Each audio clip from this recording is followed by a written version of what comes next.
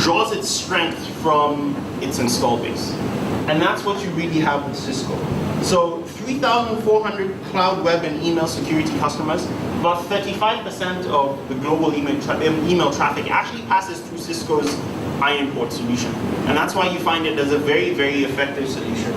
You have 81,000 plus customer appliances.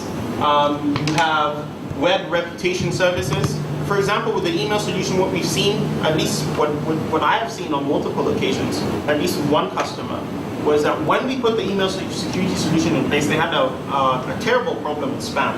96% of the connections in were actually dropped at the TCP level based on reputation alone. So when you install the solution, you think there's something wrong, I'm not getting mail.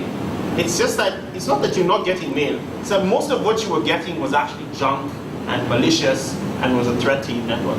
So just protecting the most vulnerable vectors from a user-based level really puts you in a position where you can start really addressing the challenges that you're facing.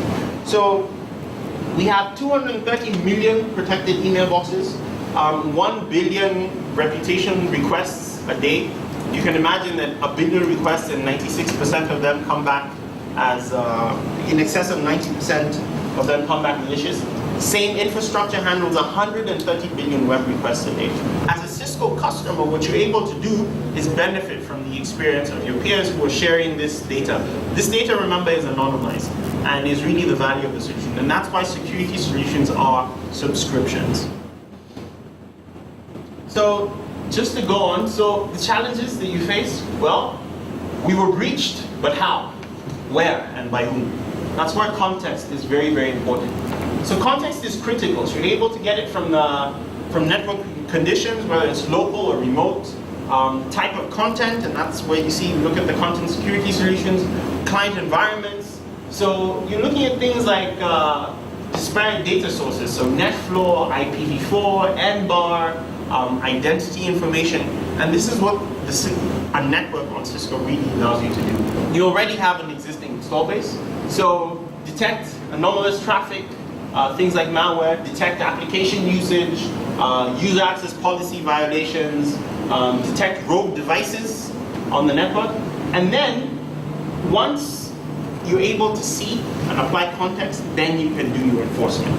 And that's where the specific solutions come in to address specific problems. But just to give you a high-level overview, so NetFlow is one of the things that Cisco uses on the network. So NetFlow essentially provides an unsampled, comprehensive view into all the activity that you're seeing on the network. Equivalent to really reading every word on the page of a book to understand the story. Because if you want to understand the story, you don't read the chapter. So what you could do is that you could read the title of the chapter and the summary of what they talked about. But if you really wanted to understand what was going on and address specific issues and specific questions, you'd have to read through the entire book. And that's really what NetFlow offers you. So whether the device supports NetFlow or not is entirely another issue, because what Cisco are able to do with its solutions is actually generate flow even from inside virtual environments. Context powered by ICE now gives that information context. You could know, is this a remote VPN user? Is it a wireless user? What device are they using? What operating system is running on that device? Is it vulnerable? Is it something I want on my network? So you can have policy-based access control. So you have a minimum standard that you allow onto your network. If you want to connect to my network, I want you to have this and this and be exactly this way, so that I have a reasonable assurance that I can give you a secure and clean connection on the network. Profiling on devices, you want to set your security policies based on who you are, what you're accessing the network, and determine what you're able to see or do or not do based on exactly how you come on. So that's context powered by ICE. Now, segmentation and what we call TrustSec at Cisco allows us to do something very, very cool. So you can imagine that I have, for example, and I'll just take this example. I'll just look at this example specifically. So if you look at this, you have an employee with a managed asset, an employee with their phone, bring their own device, an employee with an unknown device, and you have engineering VDI. And then you have the assets. You have production servers, you have development servers, and you have internet access. So everyone should be able to access the internet. So just say permit, permit, permit. And this is exactly how you would be able to define policy using the identity services in this context. So you connect to your directory, you define your production servers, you define your development servers, you define the access lists that would actually permit them to access the proxy for internet access, and then you can basically say permit or deny, which means you're able to have fine control over what people can and cannot do on the network. Say, for example, based on an Active Directory group, I can say that users, say your normal user should never be able to access a database server. They shouldn't be able to ping, they shouldn't know it's not there. So you can basically just say permit or deny on production servers. So the setting policy on the network actually becomes as simple as this in the GUI in terms of what you define. So we simplify access management, we accelerate security operations, and most importantly, we have consistent policy across our network, whether it's on a router or a switch or on a firewall or in my data center. So what you find in that case is that what Cisco is able to give you is broad protection. Anytime someone does recon to exploitation or code execution, handling it in the sandbox, and even when they're trying to exfiltrate data, you need to have visibility, you need to be able to respond quickly. So again, let's just go back to defending the things. So before the attack, so we have advanced industry disclosures that's offered by Cisco Talos, outreach activities, security intelligence and telemetry data from a very large network, and vulnerability research. During the attack, threat-centric detection content, email and web reputation, attribution of threats to specific threat actors. You know, the attack is probably coming from a specific group, so you can know, am I being targeted specifically? Is this a generic attack? So the organization can obviously adjust accordingly. Phishing detection, which is a big thing because it's one of the more vulnerable avenues of exploitation.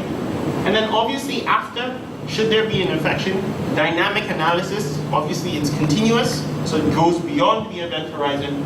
Security intelligence from a very wide network.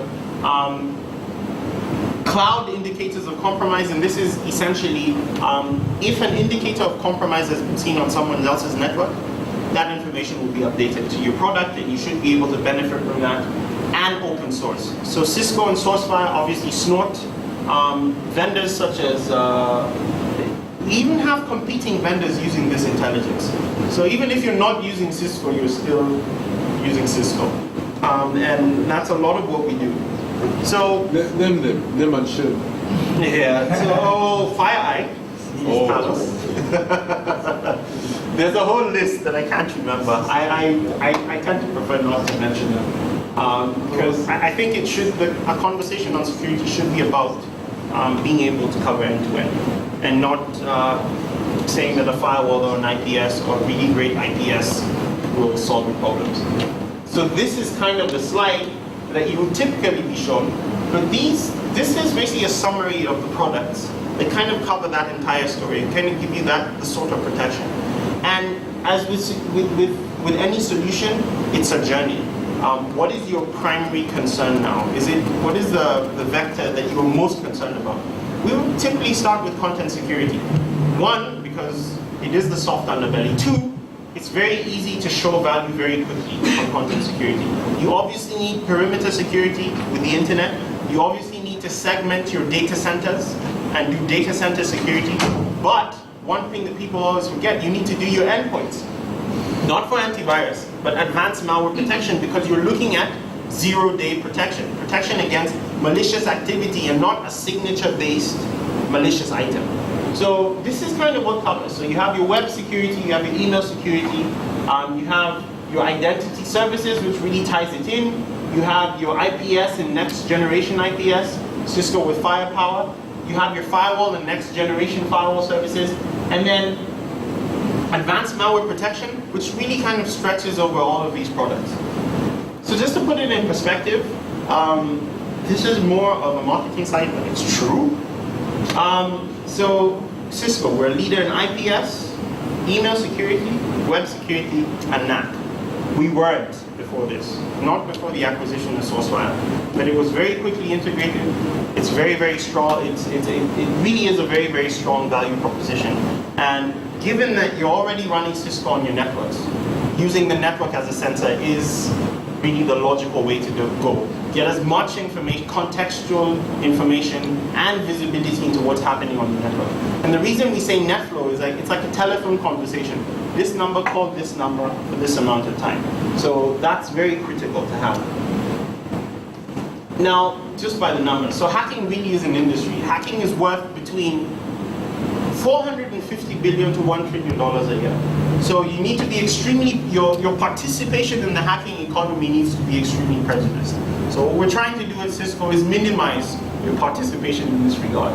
So $575 billion is actually the worth annually to the global economy. 1.3 billion usernames and passwords stolen on average, and that was in 2014. The target reach, I know this isn't really clear, 148 million was the initial cost of the credit card breach at Target supermarkets, and they're still paying today. It cost the CEO who invested 35 years of his life, his job, which is rather unfortunate. Verizon has a running 10-year report that talks about security incidents, and in 2013, 63,000 confirmed data breach incidents, each worth an average of $3.5 billion. So this is actually the risk you run, even in our markets. This is not far-fetched, this is actually a global average. So the question I'd like to ask at this point, and that I love to ask, is that if you knew you were going to be compromised, what would you do differently? And I would have a conversation with you.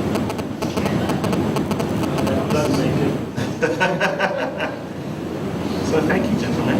So any questions?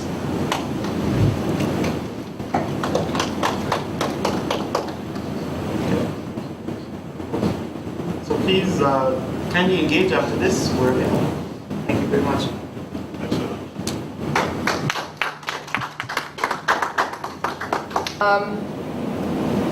So thanks guys, we're going to adjourn